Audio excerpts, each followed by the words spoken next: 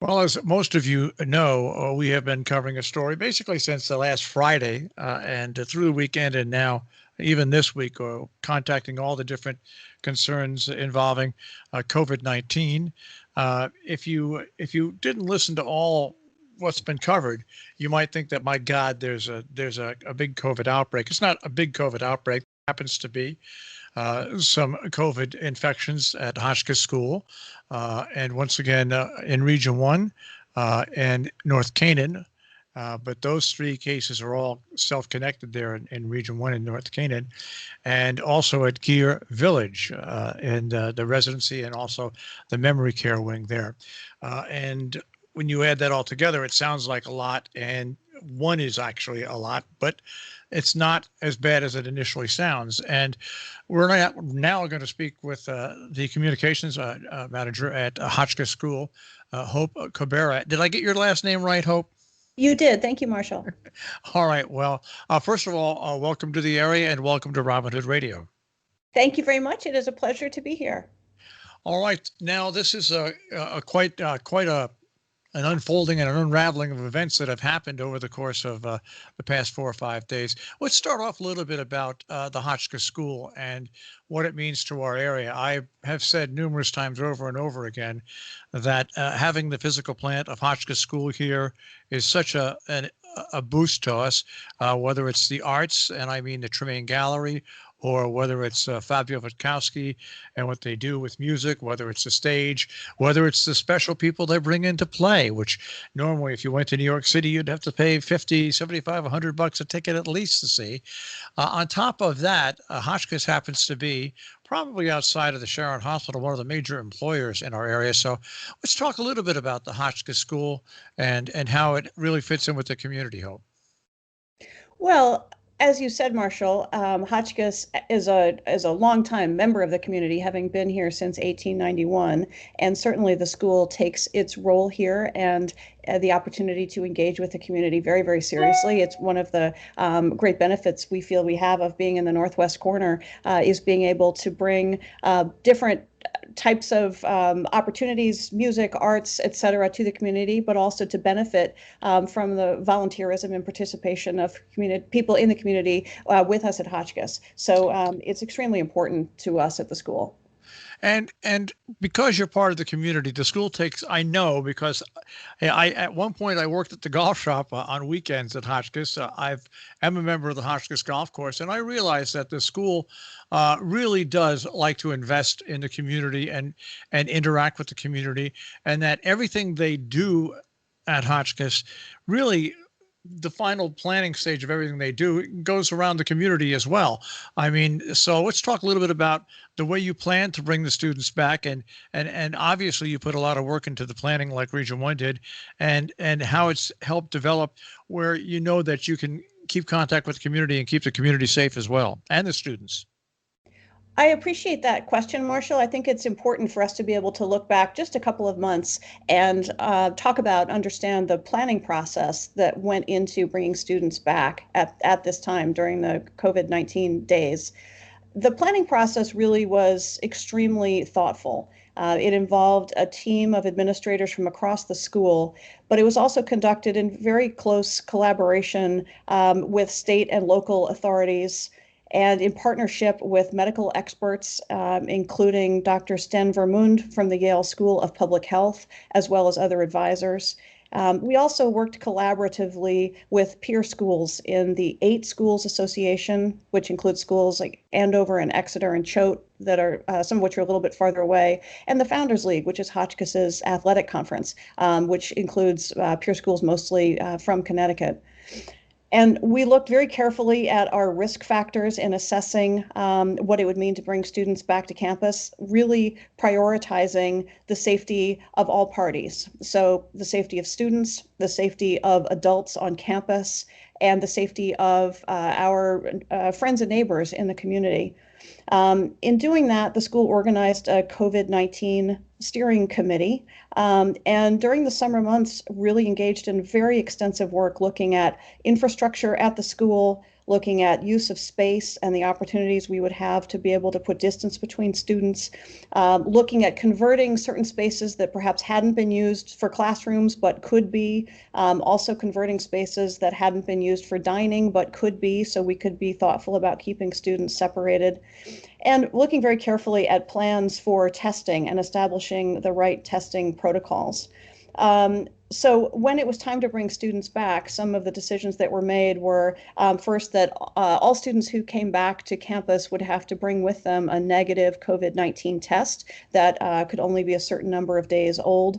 Also that non-student facing adults on campus, so people in roles like mine who don't need to be working with students on a regular basis, would work remotely and would continue to work remotely for the entire year to reduce the number of people who were on campus. We also established that there would be a 2-week quarantine once kids came back, regardless of where they were coming from, whether that was not a red flag state or it was a red flag state or outside the United States. Everybody who came would bring their negative COVID test, and then they would do a 2-week quarantine on campus where they would spend a lot of their time in their room. There was some opportunity for kids to get outside and get some exercise and get some fresh air, but that was really carefully supervised, and it was only among a certain pod of kids were able to be together to really limit the potential for any spread of the virus. We then tested everybody again about 10 days in. When we did that, there was one positive test, one student, and that was an opportunity for us to initiate the protocols that we had planned in the event of a positive test. So that student's family was contacted, and that student was able to be put into isolation space. Our contact tracers, we have a large team of trained contact tracers on campus, and they interviewed the student to understand people that person had been in touch with, and they were able to identify a couple of other students, and those students were able to quarantine. I would say that our protocol is that in the event someone tests positive and needs to leave campus, that person will only leave campus if they are able to do so via private transportation. So that might be a family or parents coming to pick them up in a car. It might be some other form of private transportation, but nobody is leaving campus having tested positive in any kind of public transportation. That was a big question, and I'm glad that you answered that. Where people got the initial thing, wanted to know how people could leave the campus, and the simple answer was, well, it's private transportation. That's how. That's correct, Marshall. Well, it seems like all the planning that you've done, just like Region 1, has really worked out. And when we all expected bumps in the road. I mean, I don't, as a business, we still have our door closed simply because I'm a high risk category. I'm 67. I'm a little overweight, and I also had bronchitis, so I have lung damage. So we're being super cautious there. But as long as everybody put so much work into this, I think the transparency that the public schools and now Hotchkiss is showing to the public. I mentioned this earlier this morning to Lisa Carter. That really does people at ease when they hear what you're doing. And yes, we do have to report this on the media. It's our job, but it's also our job to make sure that people understand that when these crises arrive, Hotchkiss is prepared for it. I think if there's a school and a school district that's really well equipped to handle this, it is Hotchkiss, simply because you have students not only from around here, but from around the world. You have your own security on site and everything. So and your own Dr. Zellman there. So I think you've done a great job with that. But it's interesting because I think people worry about COVID spreading, whether it was in Sharon when the Sharon Healthcare Center was named a COVID center, which it's not now, by the way, and people worried about it spreading out of there. And really, it sounds like you have the campus really set up well enough where that people really can rest at ease about the possibility of the virus spreading off campus. I think that's true, Marshall. I hope the community does feel at ease that there really are some very careful protocols in place. I think what I would say about the most recent coverage of there being a couple of cases on campus, our testing protocols throughout the year after we got through that first 2 weeks of quarantine time have been to do weekly surveillance testing where we're looking at 10% of our population, that's students and student-facing adults. And for I think the preceding 4 weeks, our testing was all negative in that surveillance testing until this most recent week when we did have 4 positives. So the process then that we refined early in the year when we had that initial first positive case really kicked into action again. And those students were quickly notified. They were quickly placed into isolation initially on campus while their families were contacted. In cases where the students were able to go home, they have gone home. And then the contact tracing process was initiated as well. Close contacts were identified. Again, those students where they're able to go home, they have gone home. In cases where that doesn't make sense, some of those students are on campus, but they are in quarantine space. And the community really has been able to box off those incidences. I would also note that they are all students. Everybody involved is a student. At this time, there are no adults who've been affected. And those 4 positives were all boarding students, which I think perhaps is of note for people here in the community.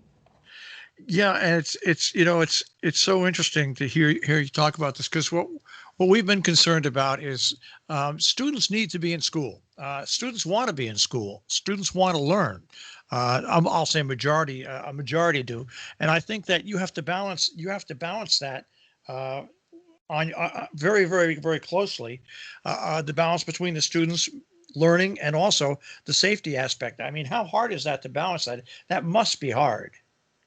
Well, you're absolutely right, Marshall, that students do want to be on campus. That's something that we have heard from students even at if we went back to last spring when the Hotchkiss had to close around spring break time and send kids home and wasn't able to bring them back. Students were really, really anxious to be back and come back on campus. Families were very, very pleased when we were able to announce that we would be bringing students back this fall. I think finding that balance between having people learning in residential learning at a school like Hotchkiss and keeping everybody safe is extremely important, but also comes down to the values of living and learning in a community and being part of the community of Hotchkiss. When the students came back, they were all asked to sign a document, a community compact, which spoke to the expectations we had in terms of following health and safety protocols, but also the expectations of how to behave as citizens of a community. And students were enthusiastic about signing that and signing up for really taking care of each other, looking after themselves, looking after those around them to keep the community healthy. And that notion of community is really intrinsic to Hotchkiss and is very important to what we're working to instill in students there. And I think that's the secret to finding that balance. We are speaking with Hope Cobera, who is actually the communications director at Hotchkiss School. And it's great to hear, once again, that meeting that happened this weekend that was set up by Maria Horn between Hotchkiss and Region 1 and Gear Village and area select people and the Sharon Hospital. I really think that probably also opened up other avenues that maybe not everybody were aware of. And now you're all really in direct contact with one another. We are, yes. The lines of communication are very much open, and we are certainly committed to transparency and also value the partnership and the collaboration we have with colleagues across the area. All right. Well, welcome to Hotchkiss. But I have to ask you, first of all, have you been in the communications field, and what led you to Hotchkiss, and what was the thing that you decided to say, you know what, I want to take this job at Hotchkiss? I have been working in communications for more than 20 years. I am actually a Hotchkiss graduate. So when I learned of the opportunity to bring my communications experience back to Lakeville and to be part of the community, I was really excited about that. I have been working for a number of years in the financial services industry. So it's a change of industry for me, but not a change of area of expertise. And it's really been a wonderful experience thus far. I'm delighted to be here and look forward to reconnecting with even more people in the community. I can really understand that, because I was raised here and born here, and then I moved away and got into my radio career, and after 25 years came back and got to got to do something which I never thought imagined, and that was to start a radio station in my hometown.